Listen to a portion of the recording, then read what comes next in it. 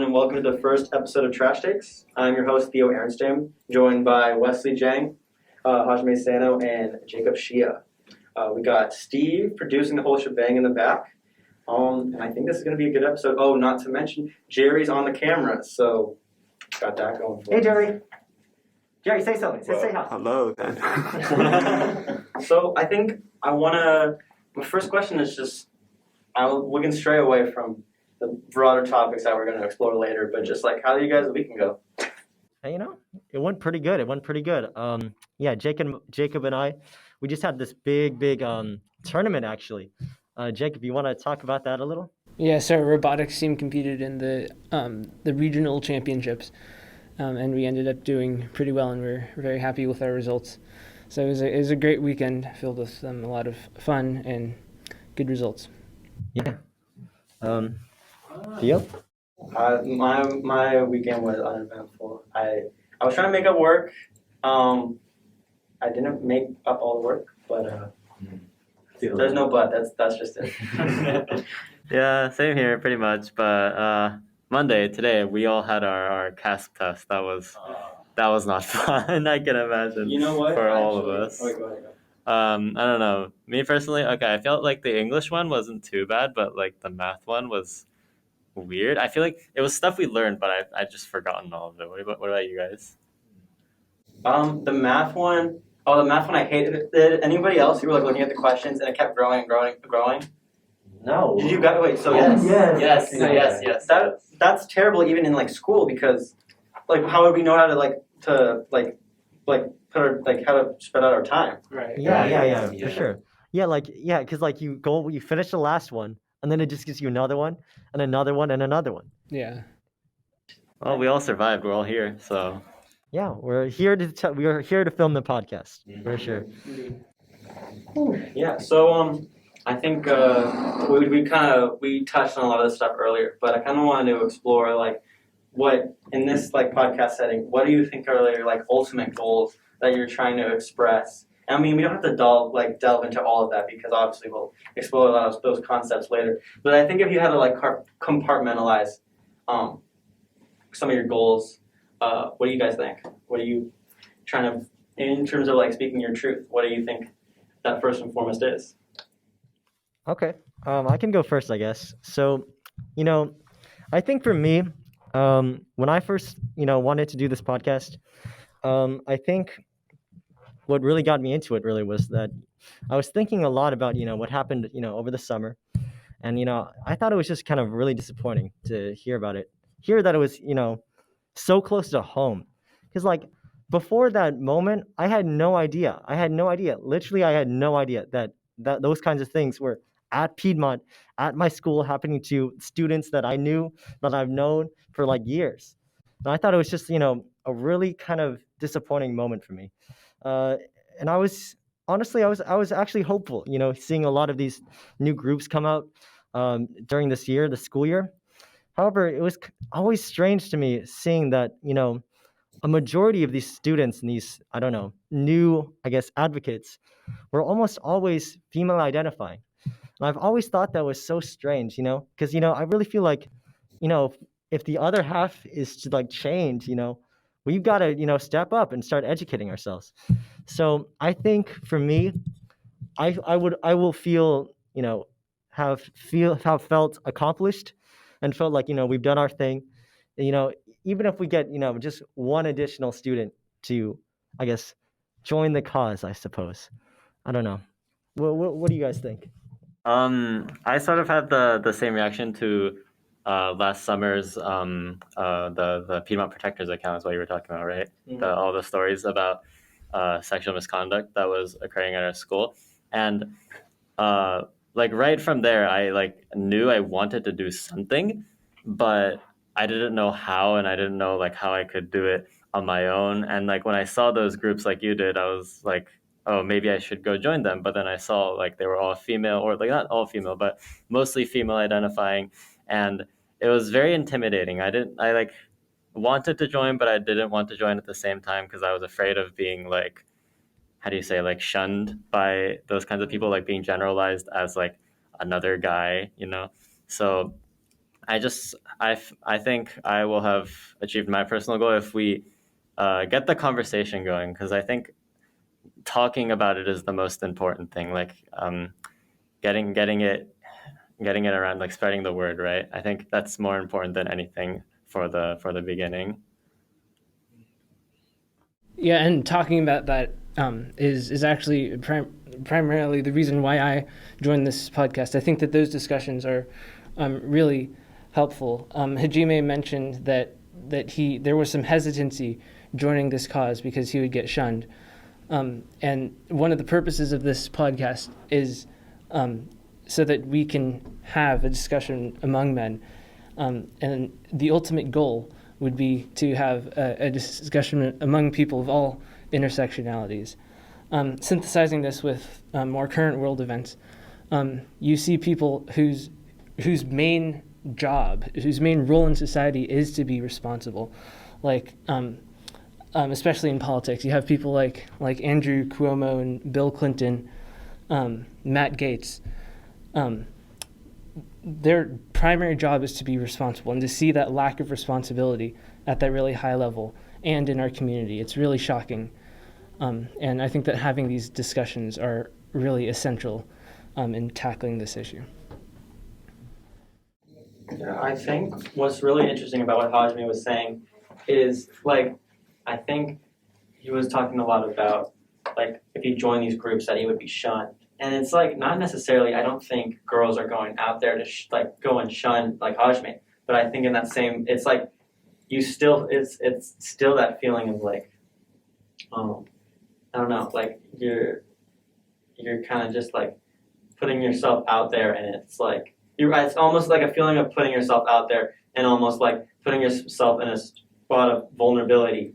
And I think a lot of times, or like, a lot of when these topics like get expanded, I feel like when men, like if someone was to join these groups, it's almost like the conversation circles around like what they would be talking about, like would subsequently like you may like internalize that their topics about how men can do better, might antagonize you. And I think there's validity in like saying we need to like self-reflect, but I also think a lot of the rhetoric perpetuated by I think like two like opposing groups, like people that, or not necessarily opposing groups, but more so I think like kind of like in a radical sense of like people trying to strive for women's rights. A lot of like what like the rhetoric that's kind of perpetuated is like kind of like how we got our name. All men are trash. And so I think misconceptions can come from there that I think are almost valid in a sense that this is like movements are kind of trying to villainize men. But I think ultimately, like whether that's the case or not, I think just embracing one another and like just especially the good parts of one another, I think there's validity in exploring like those kind of themes, and like I think that will subsequently like help like I like find common ground. I think ultimately we should be able to find like common ground and like avenues for like empathy among all parties involved, sort of.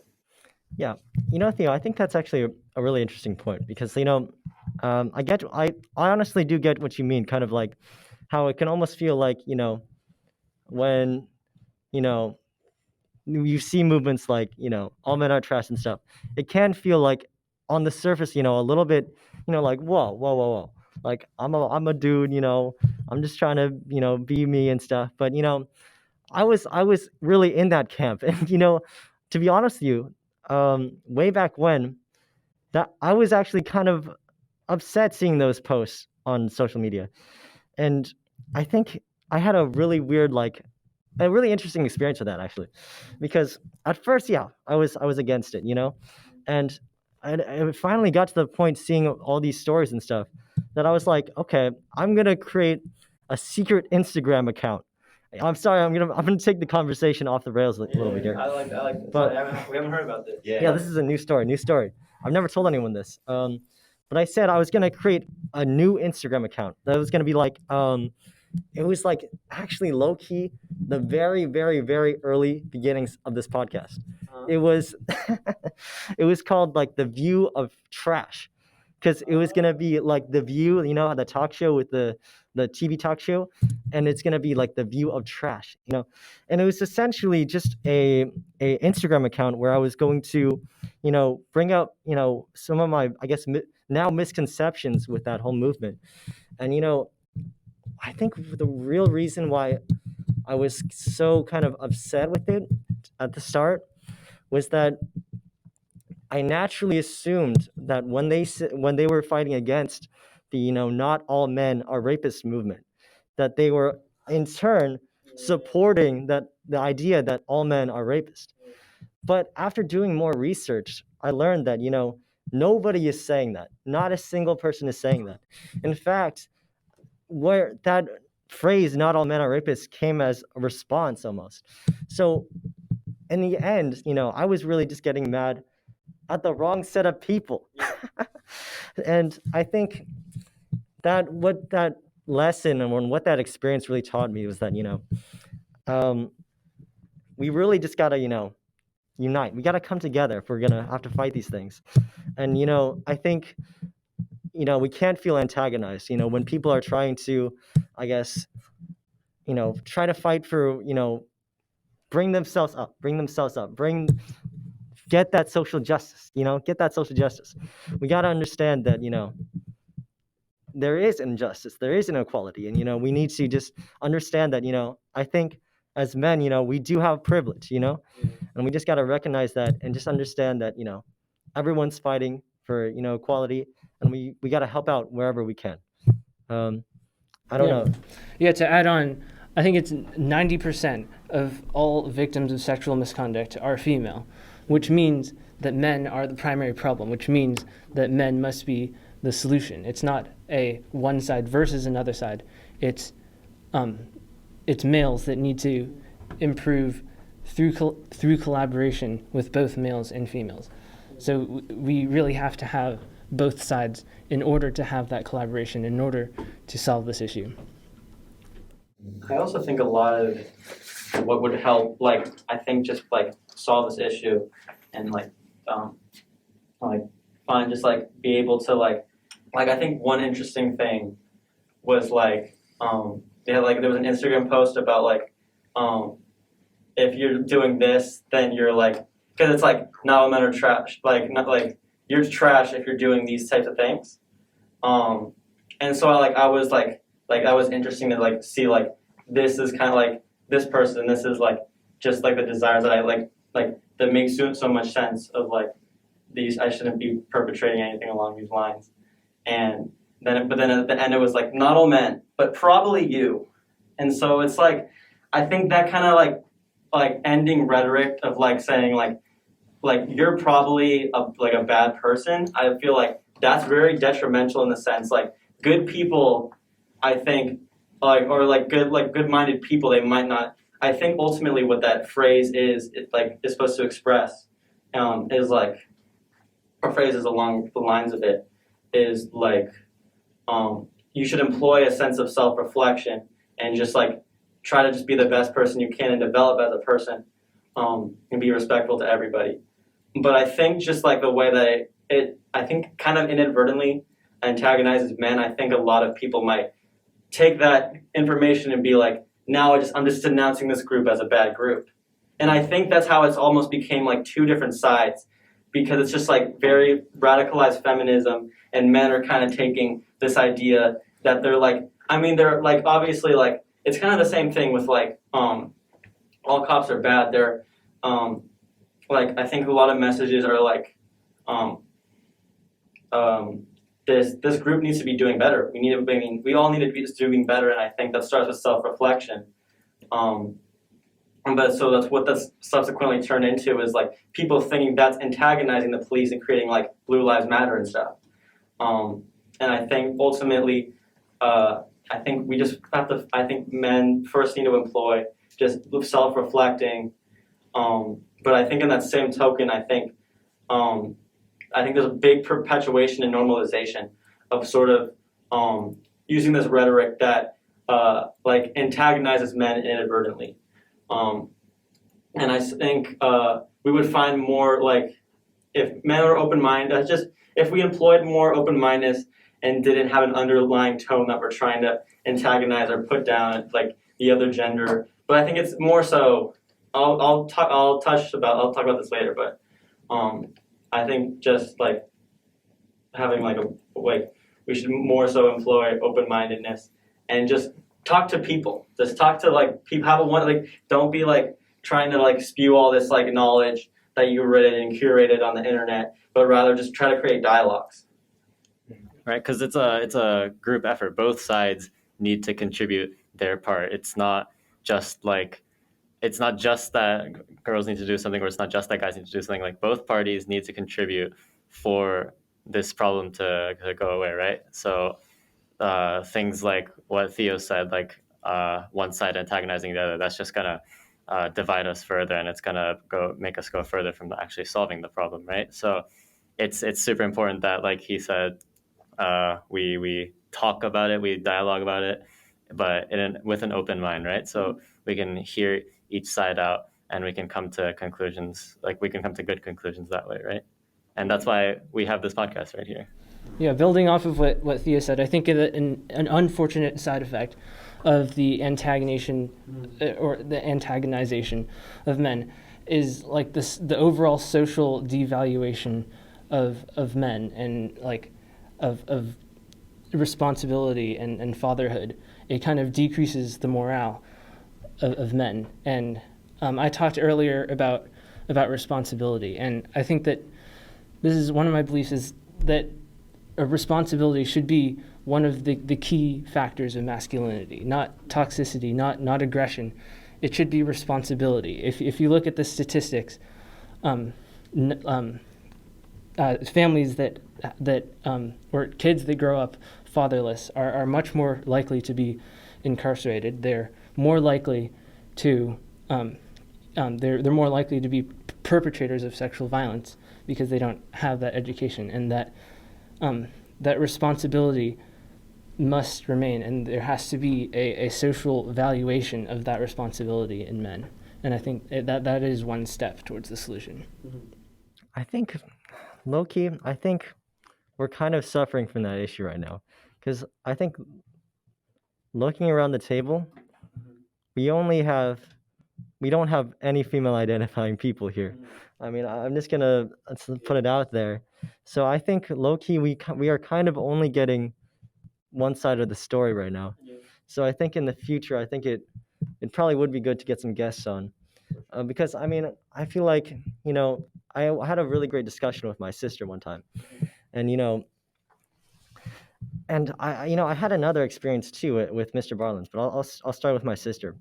We were talking about Piedmont High School. I realize now I probably shouldn't have said my sister because I don't know if I have permission to share the story, but I'll say it anyway.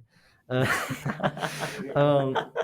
right. So, we were getting in a big discussion, a big argument about the whole kill all men movement, all men are trash movement.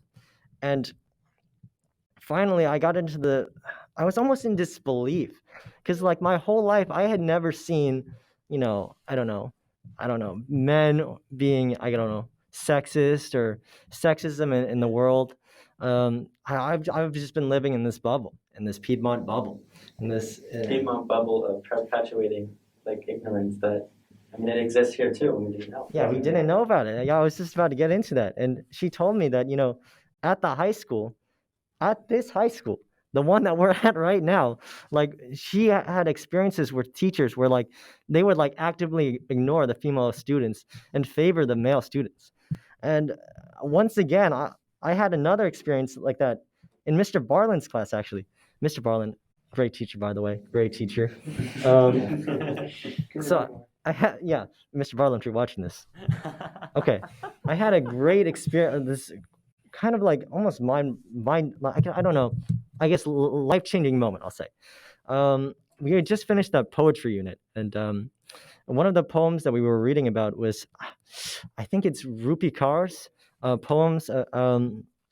They were covering, I guess, rape, and I guess sexual violence. And I went into the breakout room where we were discussing that poem. And once again, I was the only male identifying person there.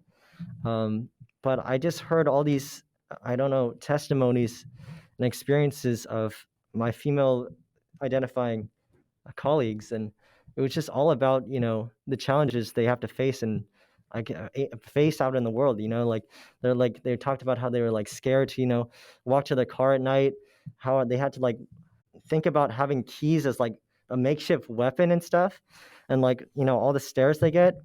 And it was just kind of haunting for me because I had never experienced and probably will never experience anything like that ever in my whole entire life. And it's all defined by a coin toss. The fact that I'm a male, I don't have to deal with that. And I think that's part of the problem why men oftentimes might feel antagonized by women saying, I don't know, kill all men and stuff. But I mean, I think at the end of the day, we really just don't understand.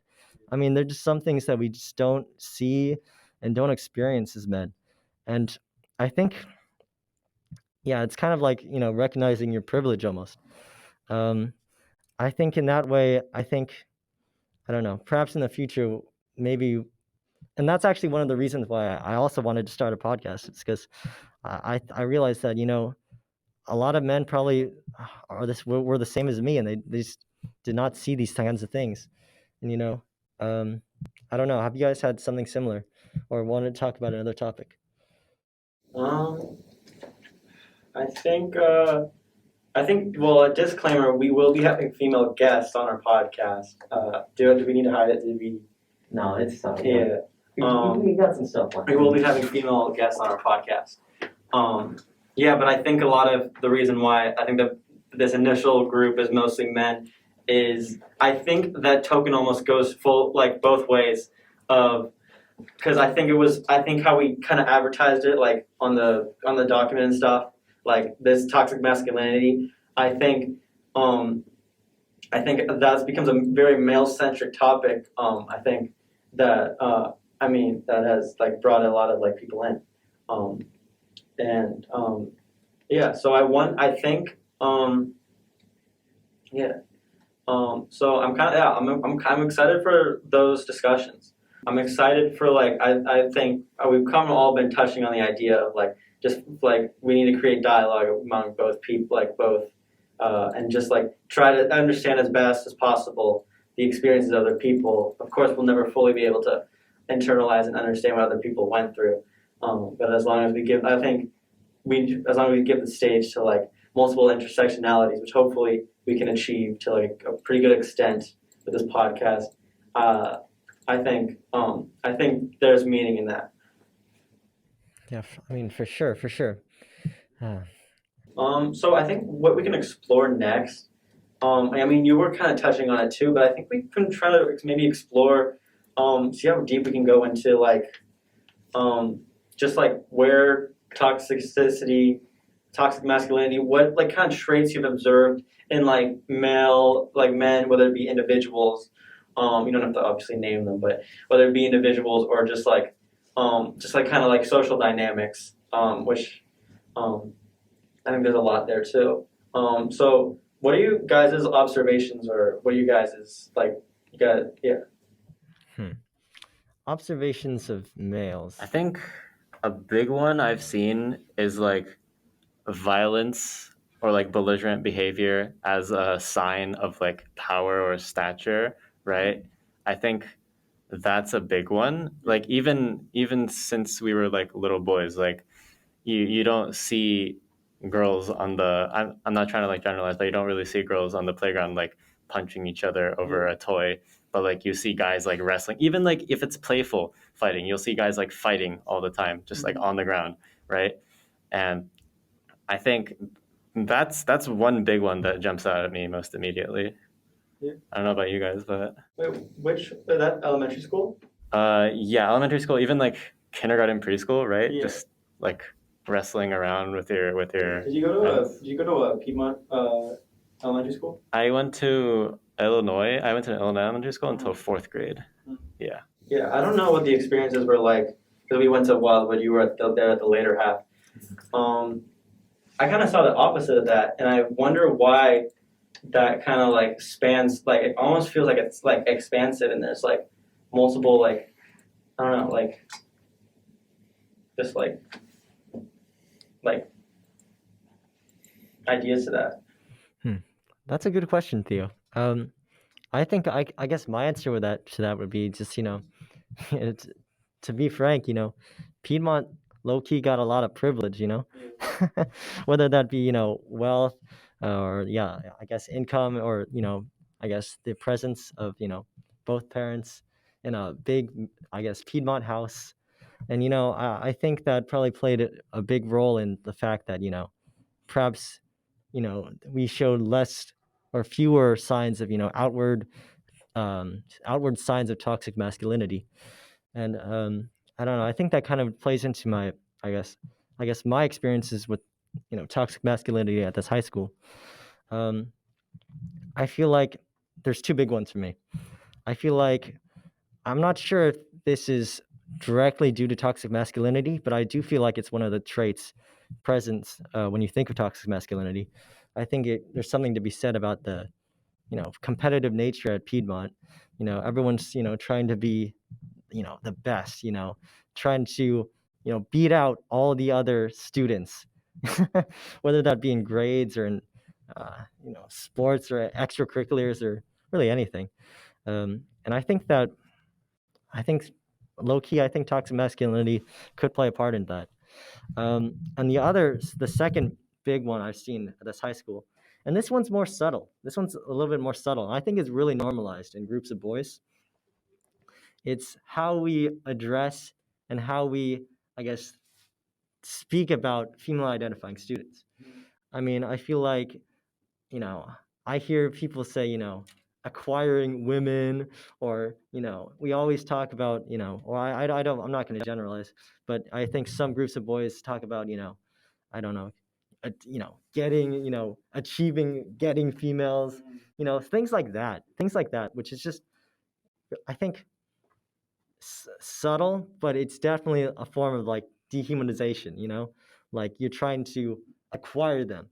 It's basically just objectifying, if I'm being honest. I don't know.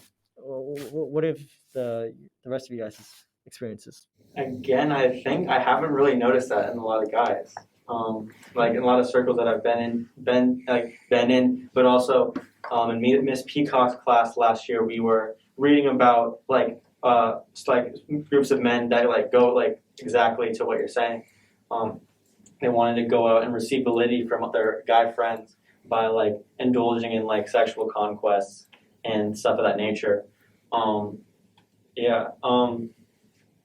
I think a lot of that, I don't know, maybe it's my approach, or kind of maybe, I don't know, maybe my observation is like, I kind of see like, even if people aren't on their, like they're not on their best day and they're not saying like the best, most thoughtful things, I think at the end of the day, a lot of people from Piedmont, it's really easy for me to kind of see the humility in them, and kind of, I just think a lot of them are like good-minded, good-willed people. And I think, that's just a lot of people that I've interacted with. And that's how they've just interacted with me.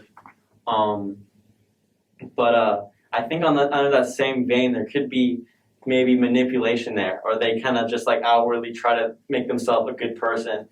But they're intense. They have ulterior motives in that regard.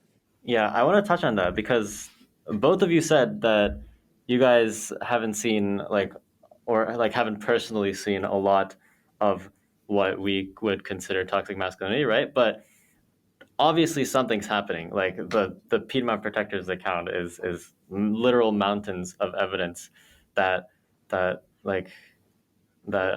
these sorts of things are happening, right? So something is happening, right? Like it could be, like Theo said, like ulterior motives that they're just not showing on the surface, or maybe it's even like this is kind of this is kind of getting into big topics. So maybe it's like the parents are like either explicitly or implicitly teaching their kids to be that way, right? Because one of the things that we haven't brought up yet is that on the Piedmont Protectors account, there were some stories, not a lot, but some stories of adults perpetrating sexual misconduct against people in Piedmont High School, right? That was mind-blowing to me. Yeah. Like parents. Yeah. I couldn't comprehend, I couldn't wrap my head around that for the longest time. So yeah, it could be parents as well, is what I'm trying to say. Yeah, and I think when you go into justifying these things, that's where it really when you go into justifying even like kind of verbal sexual misconduct, what you're saying about objectifying women, when we go into the justification for that's really harmful to the cause as well. Like that whole idea of it's just locker room talk, right? It's more than locker room talk, and it's dehumanizing. That is, I forgot to bring this up. That is the one thing I think I see. Like I think, and I was kind of hinting at. I see the humility. I think kind of more behind, like sometimes behind people rather than what they're kind of putting up front. And I think a lot of that is because, a lot of like social interactions, a lot of friend groups that I've been in, I think like humor kind of comes first. And I think, especially in the last couple of years, or as this might be just true for every teenager, pushing the lines with comedy, kind of towing the line of like racism and like prejudice and stuff of that nature, and then subsequently justifying it and saying like it's just a joke, it's just comedy. That's a lot of the humor that I see laced, and that's the exact same notion that people are gonna say, oh, it's just a joke. And that's why I don't really feel super comfortable kind of standing up against it. I think that, and also like that humor sense, it's just like, I think for a lot of guys, that's kind of like what their camaraderie kind of like is how it's kind of formed. And so they don't really want to like get into like, I don't know, like arguments with one another, hindering around that same topic, because they just want the mood to be light. And kind of like, I think they just want like socialization to kind of fall back on, and just like have like a community of people that they can just like kind of talk to and hang out with. Yeah, I think that's a really important point, because I mean, like, yeah, I think you're absolutely right, Theo. I mean, I think the vast majority of Piedmont students, we're not trying to be sexist when we make those jokes, or we're not trying to be, misogynistic. I mean, oftentimes it's just to get a good laugh from the boys. But I think we really got to see that there's intent, and then there's the actual the result. And I think while the intent is not there, per se, I guess in most cases, the result we have to see is still the situation where we had over the summer with the Piedmont Protectors. We were talking a little bit about it in Mr. Barlin's class again, about I guess microaggressions. And it can be really hard too, because when you make those jokes, you don't know that you could be harming the other I don't know, another group, but you have to be the one to realize that that could be harmful, and you have to be the one to step up to say that wasn't right, to apologize. But I mean, that's the thing, before you do that, there's a zone where you're not sure, and that's like the critical zone, I think, for me, because in that zone you have to decide for yourself whether you want to stand up, or whether you want to say it was just a joke. And it's just very tough. It's very tough. Yeah, and the zone that you're talking about is often used as a justification for an overt actual aggression. And again, that's where things start to get harmful. In an ideal world, we should be able to make those jokes, and we would be able to laugh it off. But a lot of people aren't there yet. and we really have to recognize that. What I kind of noticed is I think a lot of I think it's just socially in the social media realm that guys will be perpetuating jokes that are just like not even just towing the line, but are like going above and beyond racism and like offensive. A lot of it is in like social media, like comment sections. And I think subsequently, when a girl makes a joke about something like overgeneralizing a guy, kind of what like we were touching about. I think that's why there's kind of like divides. Those divides kind of exist. Also, like some of it's laced in humor. It's like I'm gonna make because I think a lot just in the grand scheme of humor, a lot of what's employed is just making generalizations about a certain class. And so it's like then I should have then I think like people are just like okay then I'll clap back at this. And I think what's more and more happening is it's just like kind of cementing stereotypes and stuff. That's just not okay. And I think also, for guys, I think I'll touch on this a little bit later, but I think a lot of times they hold their humor in high regards. They kind of gatekeep it in a sense. I think there's a lot of this is mostly localized on social media. But they'll be like just perpetuating these sexist jokes, and then subsequently when something happens back, they'll be like, "That's not okay. What you're overgeneralizing all men, not all men." It's obviously you can't necessarily.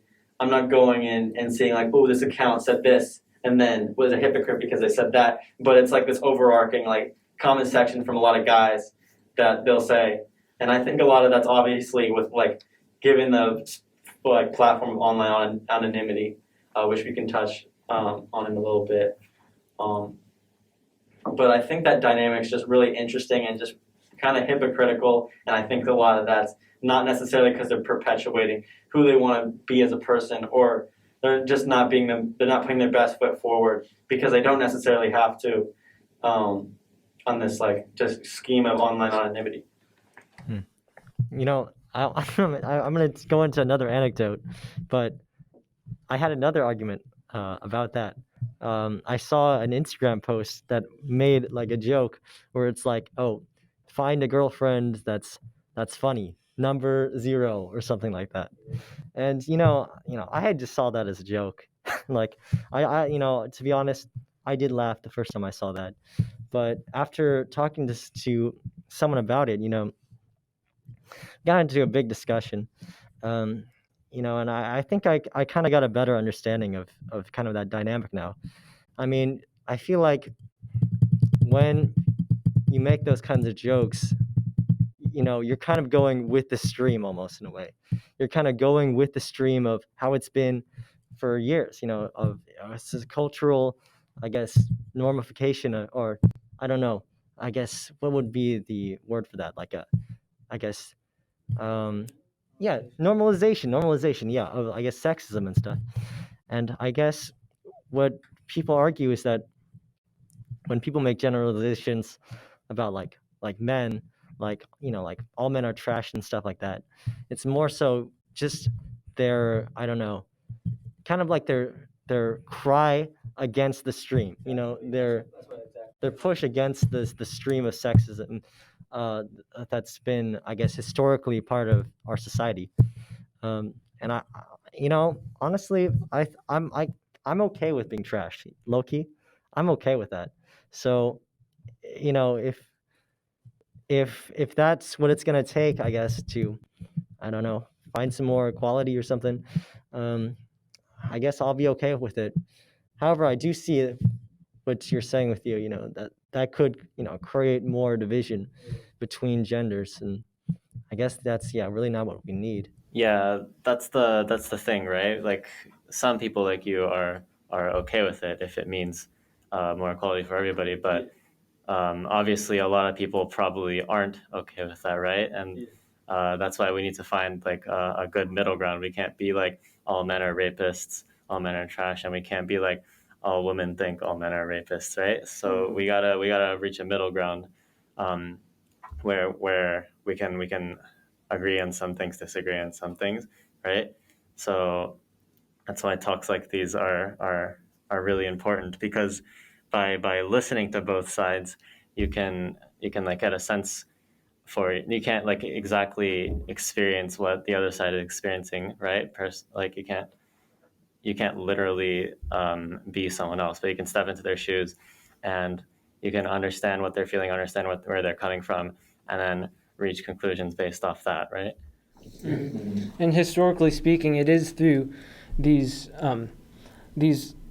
efforts, combined efforts from both groups, that leads to change. We look at the civil rights movement of the 1960s. You had MLK, who was willing to work with the white civil rights activists, willing to open the doors to as many people as possible. And then you had people like the Black Panthers who are really what you said, like, or they're trying to be anti.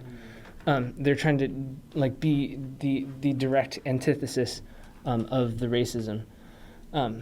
But in the end, true reform came from MLK. True reform came from working together, and I think that's where we need to be. Yeah, and I think that's a good parallel. But I think equality, I think that just might be, especially with just the rise of social media and just different like viewpoints, just like the most outlandish things you can think of, kind of just being on your screen, being present to you on like a daily basis. I think it's just if like for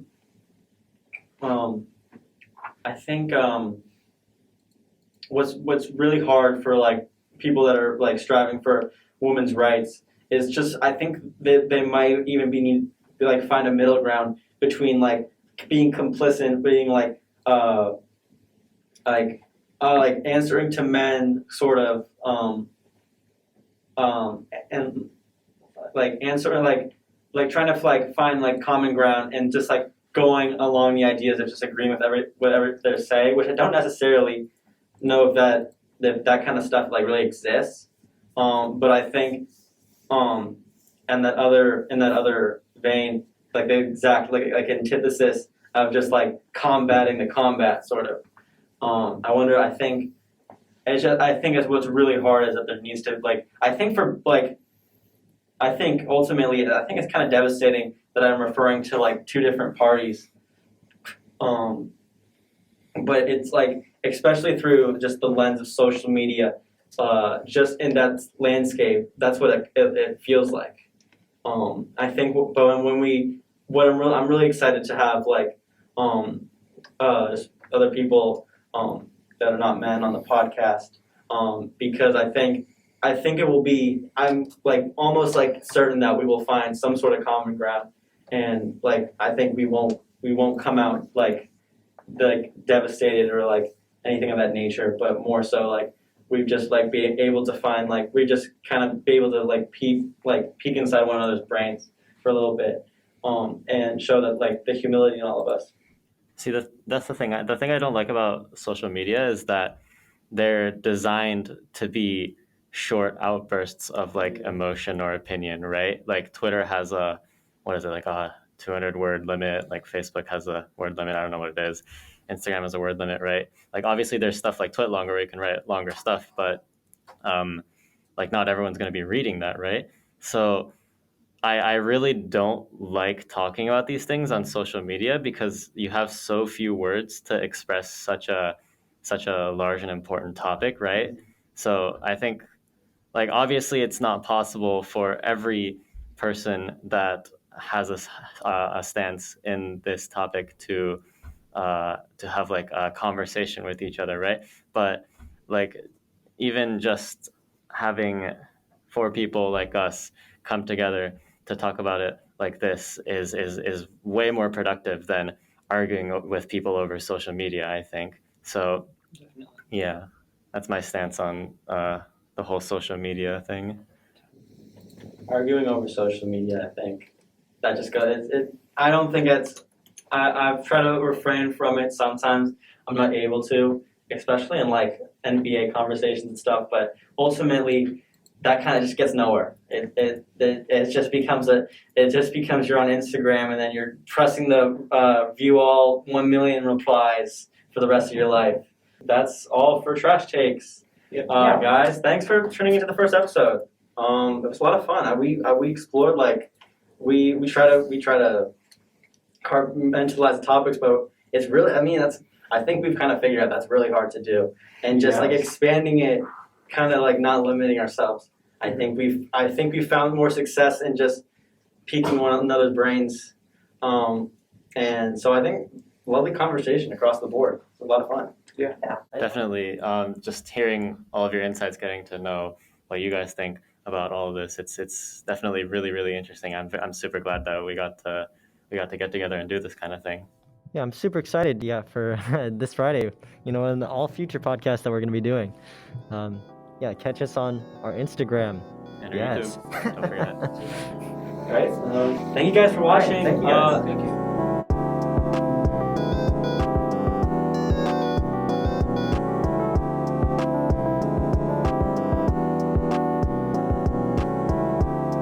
Trash Takes needs your feedback. If you want to voice your own opinion and have us discuss it on a later episode, click the Google Form in our bio.